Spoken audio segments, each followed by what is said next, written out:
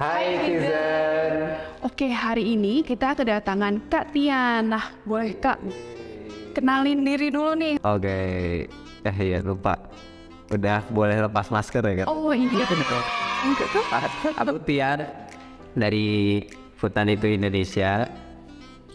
Sesuai namanya, kita bergerak di isu hutan, tapi fokusnya tuh kampanye aja. Oh, Kampanye apa ya? Mungkin orang awam bilangnya marketing gitu ya. Jadi kita mencoba memarketingkan isu hutan.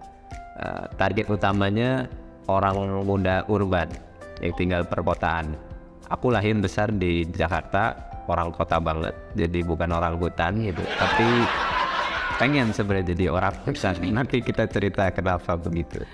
Oke, nah kalau bicara tentang urban society nih ya Kak, nah itu sebenarnya kalau kan sebenarnya jauh ya, kayak kita di kota tuh nggak lihat hutan gitu, tapi sebenarnya apa sih hubungan antara kita yang di kota dengan hutan itu sendiri gitu? Nah itu banget, makanya tadi aku langsung kepikiran si masker ini. Dua tahun lebih ya kita terdisrupsi atas pandemi COVID-19, dan itu udah hubungannya sama hutan loh. Oh ya, apa tuh? Baru tahu sih Kak ini.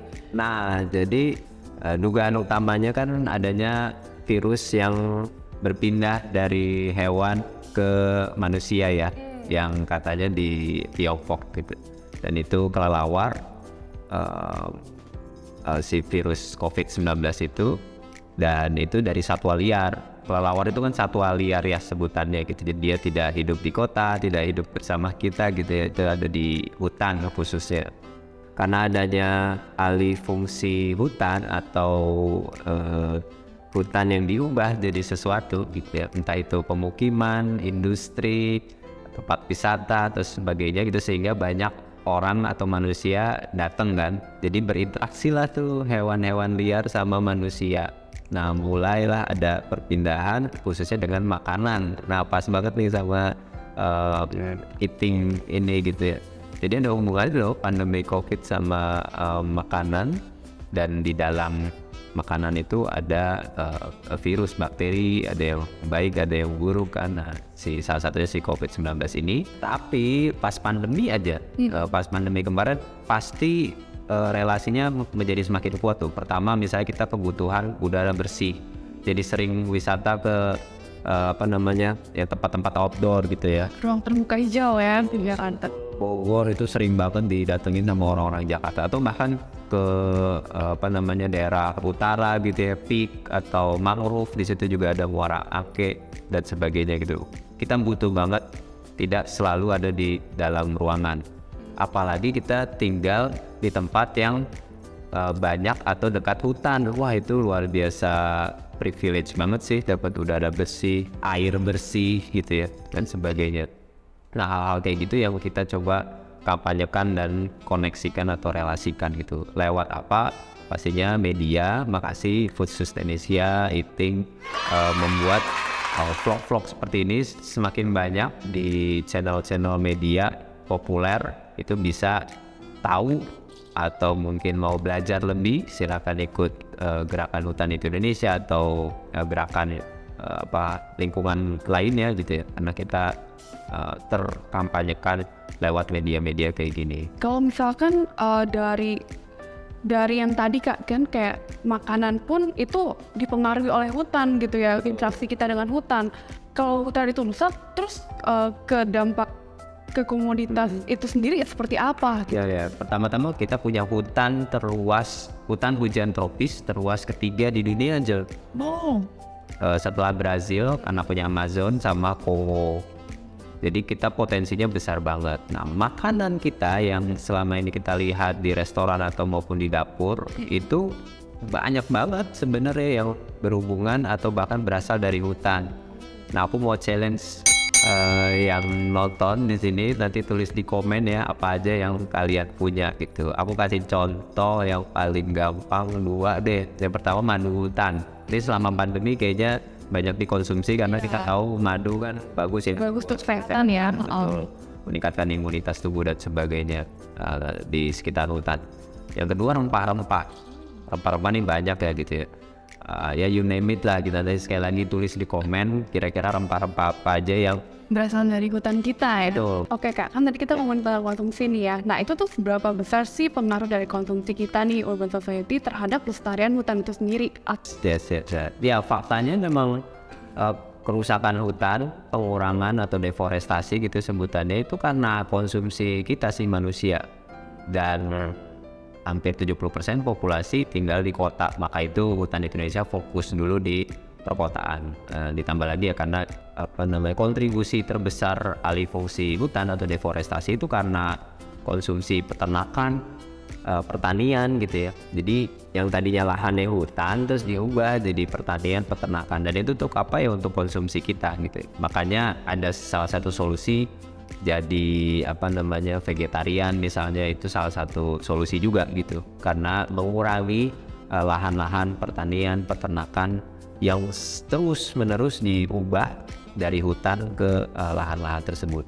Berarti demand yang tinggi dari kita perkotaan itu justru yang membuat alih fungsi hutan itu lebih cepat terjadi dan justru berdampak buruk gitu ya Pak? Benar banget. Makanya apa yang terjadi di kota itu sebenarnya dampaknya nggak cuma di kota gitu, di alam kita secara keseluruhan termasuk desa-desa gitu ya. Berarti kita harus mulai aware juga nih Itizen, kalau apa yang kita demand untuk consumption itu juga berpengaruh besar loh terhadap pelestarian hutan itu sendiri. Betul banget. Gitu. Nah kalau misalkan dari kepemerintahan nih Kak, itu sempat kayak ada wacana atau mungkin ada strategi apa sih yang dilakukan untuk mempertahankan kelestarian hutan Indonesia? Karena kita udah punya namanya instruksi presiden terkait moratorium hutan, alam, dan gambut. Moratorium itu penghentian permanen, jadi dihentikan dulu gitu ya, atau dihentikan gitu. Jadi nggak boleh lagi itu alih fungsi sebenarnya. Yang tadinya hutan alam gitu ya diganti jadi pertanian, perkebunan, apapun itu industri, kebun sawit dan sebagainya, itu sebenarnya nggak boleh. Cuman kenapa masih ada deforestasi itu kan jadi pertanyaan besar, sehingga kita bisa mendorong sekaligus memblow up ya. Kayaknya sekarang dengan kekuatan media sosial kesalahan kecil aja itu bisa viral, dan kita jadi nggak bisa minum kopi yang enak. Karena kopi itu salah satu hasil hutan, bukan kayu loh, Itizen. Dan kopi enak itu dihasilkan dari tanaman yang punya pohon pelindung.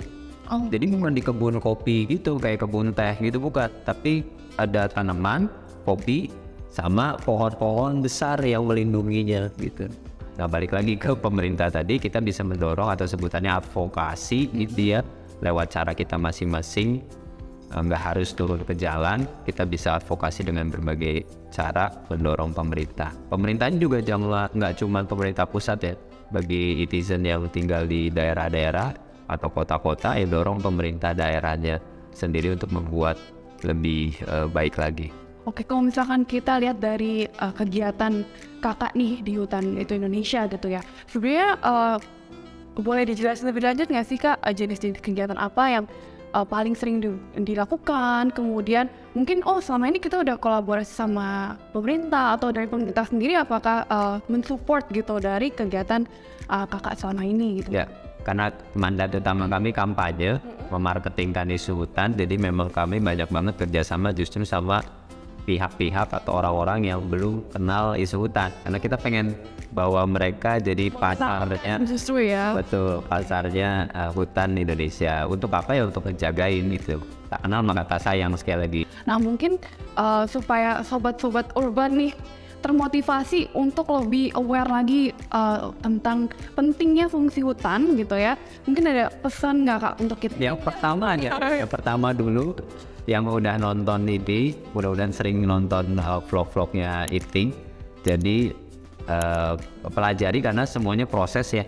Nggak bisa juga besok langsung penjaga hutan atau jagoan pangan Indonesia, tapi terus dalami lewat follow aja, minimal follow, subscribe media-media lingkungan yang teman-teman bisa terus belajar gitu. Jadi nggak harus sekali lagi menjaga hutan, berarti gua harus ke hutan tinggal camping atau tinggal di hutan gitu ya bertahun-tahun. Nggak harus gitu. Kalau mau gitu ya silakan gitu, tapi bisa banget misalnya Gelang Harapan, mungkin teman-teman tahu, salah satu gerakan sosial dengan donasi gelang yang lucu ini. Kita kerjasama juga, ini namanya for Forest, jadi mereka donasi dan terinspirasi dari hutan Indonesia. Terus ada tenun kayak ini juga berhubungan banget sama menjaga alam, termasuk menjaga hutan karena bahannya langsung dari alam, pewarnanya alami, dibandingkan memang produk-produk fashion, fast fashion gitu ya, yang cenderung tidak begitu berwawasan lingkungan. Jadi kita harus cari dan kembali ke kearifan lokal Indonesia sih. Oke, jadi teman-teman Itizen gitu ya, banyak banget nih cara kita untuk mulai aware terhadap hutan. Kayak tadi misalnya kita follow dulu, kita harus tahu dulu, kita harus kenal dulu gitu ya. Kemudian kita juga bisa mulai dari dengan kearifan lokal, karena ternyata yang lokal itu dan yang basic, back to basic itu adalah yang lebih berwawasan lingkungan. Wah, thank you banget Kak Tian untuk insight-nya dan sharing-sharingnya hari ini. Bermanfaat banget sih buat kita semua. Kita jadi tahu nih seberapa pentingnya sih peran kita untuk menjaga pelestarian hutan, dan kalau kita mau start itu gimana. Dan tadi juga kita udah diinfo ya, bisa mulai dari hal-hal kecil, follow mengenai hutan itu sendiri, kemudian lebih aware lagi ke lingkungan dan juga konsumsi kita. Nah, jangan lupa untuk klik like, komen di bawah, dan juga share ke rekan-rekan kalian. Dan subscribe channel Eating, dan satu lagi, klik tombol loncengnya. Oke? See you in the next video. Bye. Bye.